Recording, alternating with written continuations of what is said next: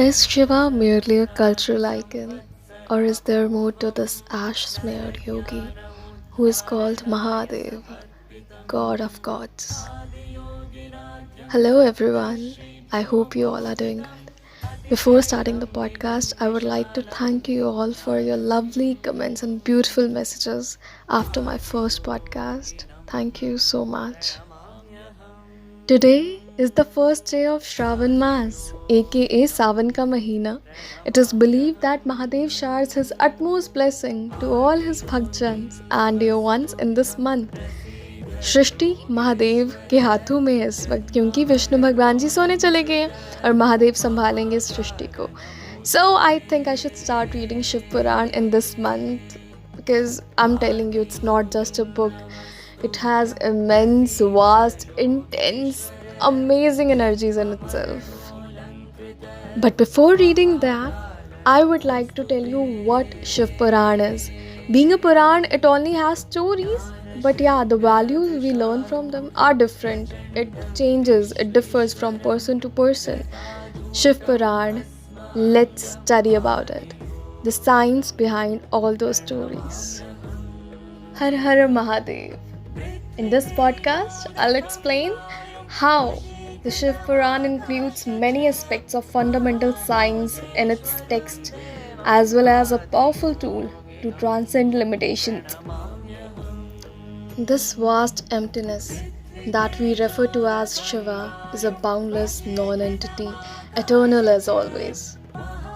But since human perception is limited to form, we created many wonderful forms for Shiva in the tradition and culture.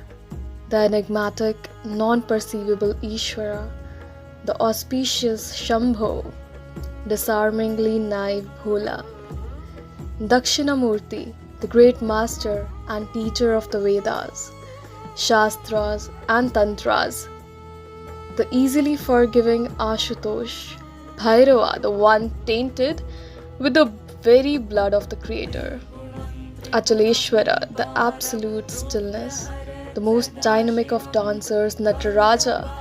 As many aspects as there are to life, that many aspects have been offered to him. Shambho, Shambho. Generally, in most parts of the world, anything that people refer to as divine is always referred to as good. But if you read through the Shiv Puran, you cannot identify Shiva as a good person or a bad person. He is everything, just everything. He is the ugliest, he is the most beautiful, he is the best, and he is the worst. He is the most disciplined and he is a drunkard. Gods, demons and all kind of creatures in the world worship him. But the so-called civilization has conveniently eliminated all those undigestible stories about Shiva. But that is where the essence of Shiva is. Completely contradictory aspects of life have been built into the personality of Shiva. Such a complex amalgamation of all the qualities of existence have been put into one person, because if you can accept this one being, you have crossed life itself. The whole struggle with one's life is we are always trying to pick out what is beautiful and what is not, what is good and what is bad.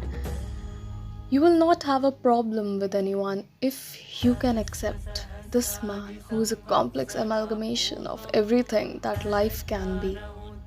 If you look carefully at the stories in the Shiv Puran, you will see the theory of relativity, quantum mechanics, actually the whole of modern physics has been very beautifully expressed through stories.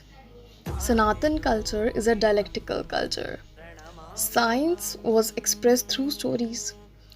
Everything has been personified, but somewhere along the way, people dropped the science and just carried the stories. And the stories were exaggerated from generation to generation to a point of being absolutely ridiculous.